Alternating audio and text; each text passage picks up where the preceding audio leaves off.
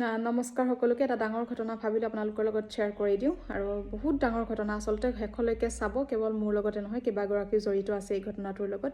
শেষলৈকে চাব, স্কিপ নকৰাকৈ আচলতে, তেতিয়াহে আচলতে মেইন ঘটনাটোলৈ আপোনালোকে যাব পাৰিব। এতিয়া নহয় আচলতে তেতিয়াৰ, কিন্তু মই হাঁহিছোঁ যদিও বিৰাট ডাঙৰ ঘটনা, আপোনালোকে শুনিবচোন এবাৰ।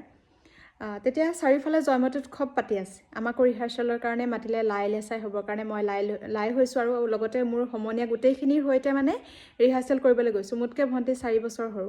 মই যিকোনো প্ৰকাৰে যাব পাৰোঁ, তাই কিন্তু কেতিয়াবা অকণমান ক'ৰবাত মানে ৰৈ যাব লগা হয়। আৰু এতিয়া কথাটো হ'ল, ৰিহাৰ্চেল ঠাইখিনি পাবলৈ আমি পথাৰে গৈছোঁ গোটেইখিনি।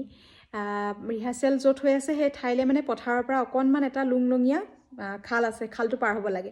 মোৰ লগৰ সকলো পাৰ হৈ গ'ল, কিন্তু মই পাৰ হৈ গ'লোঁ, কিন্তু মোৰ ভণ্টি পাৰ হৈ যাব পৰা নাই। এতিয়া যিহেতু মই আকৌ ভণ্টি পাৰলৈ গুচি আহিলোঁ, সিহঁতি চব পাৰ হৈ গ'লেই যিহেতু। এতিয়া এজনীয়ে উপস্থিত বুদ্ধি খটালে যে তই এটা কাম কৰ, তই ভণ্টিক আমাৰ পাৰটোলৈ দলিয়াই দে। সিহঁতৰ কথামতেই মই কামটো কৰি দিলোঁ। মোৰ ভণ্টিক সিহঁতৰ পাৰটোলৈ দলিয়াই দিলোঁ। কিন্তু মোৰ ভণ্টি সিহঁতৰ পাৰতো নপৰিলে, সিহঁতৰ হাততো নপৰিলে আচলতে।